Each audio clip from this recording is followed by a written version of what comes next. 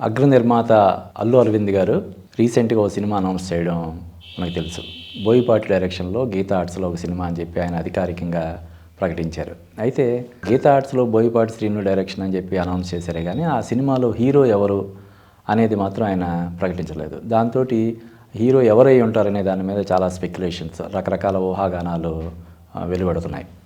And మళ్ళీ అల్లు అర్జున్ సరైనోడు తర్వాత మళ్ళీ అల్లు అర్జున్ బోయపాటి డైరెక్షన్లో యాక్ట్ చేస్తాడా, లేకపోతే చిరంజీవి మెగాస్టార్ చిరంజీవి హీరోగా బోయపాటి డైరెక్షన్లో అల్లు అరవింద్ సినిమా తీస్తారా, లేకపోతే ఇంకో హీరో ఎవరైనా సూర్య, తమిళ హీరో సూర్య కూడా బోయపాటి డైరెక్షన్లో సినిమా చేయడానికి అంగీకారం తెలిపాడని చెప్పి ఆ మధ్య వార్తలు వచ్చాయి.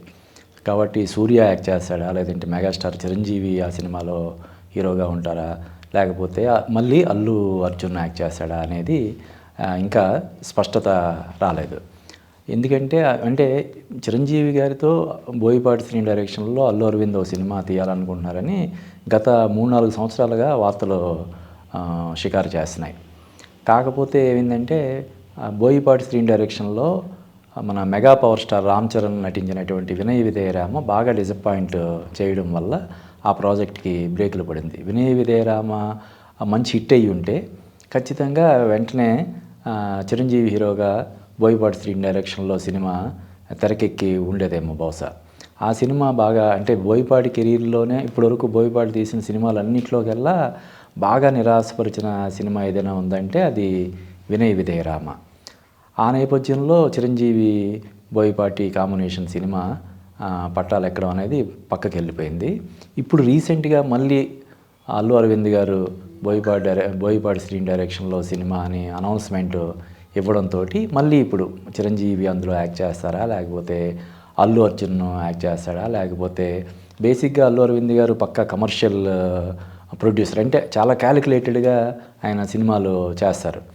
కాబట్టి సూర్య బోయపాటి శ్రీను డైరెక్షన్లో సినిమా చేయడానికి ఆల్రెడీ అంగీకారం తెలుపున్నాడు. కాబట్టి ఈ సినిమాలో సూర్యాని పెట్టి దాన్ని ఒక బైలింగ్వల్ తమిళ్ తెలుగు భాషల్లో 2 భాషల్లో కూడా తెరకెక్కించే ప్రయత్నం చేస్తారా అన్నది ఇంకా స్పష్టత రాలేదు.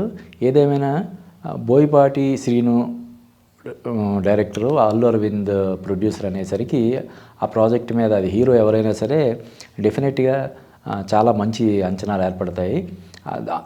ఆ విధంగానే ఈ ప్రాజెక్ట్ అనౌన్స్మెంట్ రాగానే అంచనాలు బాగా పెరిగాయి. హీరో ఎవరు అనే దాని మీద స్పష్టత రావాల్సి ఉంది. మనం బోయపాటి కెరీర్ని మనం తీసుకుంటే మన ఇండస్ట్రీలో వరుసగా 3 సినిమాలు ఫస్ట్ సెకండ్ థర్డ్ సినిమాలతో హిట్ కొట్టిన అతి కొద్ది మంది డైరెక్టర్స్లో బోయపాటి కూడా ఒకరని చెప్పొచ్చు. ఆయన ఫస్ట్ సినిమా రవితేజతోటి భద్రా తీశాడు, అది మంచి హిట్. దిల్ రాజు ఆ సినిమా ప్రొడ్యూసర్. తర్వాత తులసి, వెంకటేష్ నయనతార తోటి తులసి తీశాడు, అది కూడా మంచి హిట్. ఈ 2 సినిమాల తర్వాత ఇంకా బాలకృష్ణతో తీసిన సింహ బ్లాక్ బస్టర్. ఆ సినిమా ప్రత్యేకత ఏంటంటే బోయపాటికి బ్లాక్ బస్టర్ హ్యాట్రిక్ ఇచ్చిన సినిమాగానే కాకుండా సింహాకి ముందు బాలకృష్ణ హిట్ సినిమా ఏంటంటే కొంచెం మనం ఆలోచించి చెప్పాల్సిన పరిస్థితి అప్పుడు ఉండేది.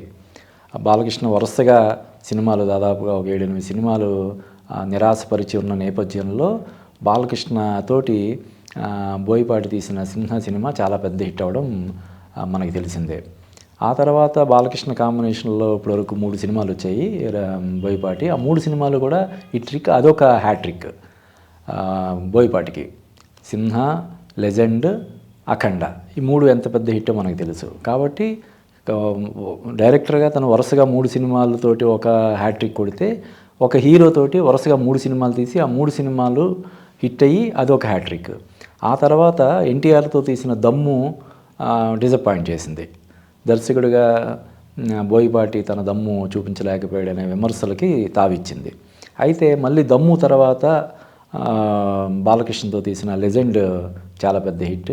తర్వాత సరైనోడు అల్లు అర్జున్ తోటి గీతా ఆర్ట్స్లో అల్లు అరవింద్ నిర్మాతగా వచ్చినటువంటి సరైనోడు చాలా పెద్ద హిట్. అల్లు అర్జున్కి బీభత్సమైనటువంటి మాస్ ఇమేజ్ తీసుకురావడంలో దోహదపడినటువంటి సినిమాగా సరైనోడు సినిమాని మనం చెప్పొచ్చు.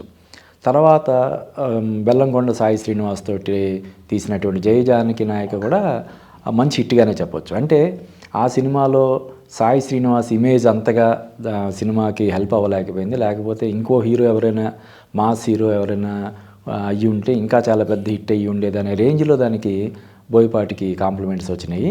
కాబట్టి ఆ సినిమా కూడా మనం హిట్ జాబితాలో చేర్చవచ్చు.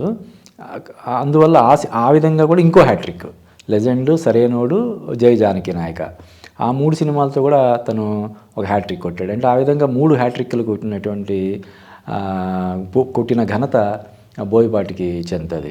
అయితే రీసెంట్గా వచ్చిన రామ్ హీరోగా బోయపాటి డైరెక్షన్లో వచ్చిన స్కంద సినిమా కూడా కొంచెం అంచనాలను అందుకోవడంలో విఫలమైందనే చెప్పొచ్చు. అంటే రామ్కి కొంత మాస్ ఇమేజ్ని యాడ్ చేయడంలో ఆ సినిమా ఉపయోగపడినప్పటికీ కమర్షియల్గా అంతగా దాని మీద ఆ సినిమా మీద ప్రేక్షకులు పెట్టుకున్న అంచనాలు అందుకోవడంలో కొంచెం తడబడిందని మనం చెప్పొచ్చు. అంటే ఎప్పుడు బోయపాటి కెరీర్ చూస్తే ఒక సినిమా డిసప్పాయింట్ చేసిందంటే నెక్స్ట్ సినిమాతో ఎట్టి వరుసలో అతను హిట్ కొట్టడం మనం చూసాం. ఇప్పుడు ఉదాహరణ వినయ విధేయ రామ చాలా ఘోరంగా డిసప్పాయింట్ చేసిందంటే ఆ తర్వాత అతను తీసినటువంటి అఖండ, బాలకృష్ణతో తీసిన అఖండ చాలా పెద్ద హిట్. బాలకృష్ణ కెరీర్లో బిగ్గెస్ట్ హిట్గా నిలిచిన సినిమా అది. కాబట్టి ఇప్పుడు ఈ సినిమా స్కంద సినిమా కొంచెం అబోవ్ యావరేజ్ అలాగా మిగిలిపోయిందనే దీని నేపథ్యంలో ఇప్పుడు నెక్స్ట్ అల్లు అరవింద్ ప్రొడ్యూసర్గా వస్తున్న సినిమా డెఫినెట్గా అతను మళ్ళీ బాక్స్ ఆఫీస్ బద్దలు కొడతాడని చెప్పి మనం ఖచ్చితంగా చెప్పొచ్చు. అయితే అందులో హీరోగా ఎవరు నటిస్తారు అనే దాని మీద ప్రస్తుతానికి సస్పెన్స్ ఉంది. ఆ సస్పెన్స్కి అతి త్వరలో తెరపడనుందని చెప్పి మనం భావించవచ్చు. ఓవరాల్గా బోయపాటి అంటే చిన్న హీరోలతో కంటే అంటే ఎన్టీఆర్తో తీసిన దమ్ము, రామ్ చరణ్తో తీసిన వినయ విధేయ రామ మినహాయిస్తే మిగతా అన్ని సినిమాలు కూడా అతను ఒక విపరీతమైనటువంటి మాస్ ఎలివేషన్స్ తోటి ఉండే సీన్స్ కన్సీవ్ చేసి అద్భుతంగా తెరకెక్కిస్తాడు. కాబట్టి ఇప్పుడు బోయపాటి తదుపరి చిత్రం అది చిరంజీవితో కావచ్చు, సూర్యతో కావచ్చు, లేదంటే రామ్ చరణ్తో కావచ్చు, ఇంకో హీరో ఎవరితో ఉన్నా సరే ఈ సినిమాతో ఖచ్చితంగా మళ్ళీ బోయపాటి ఈజ్ బ్యాక్ అనిపించుకుంటాడని మనం గట్టిగా చెప్పొచ్చు.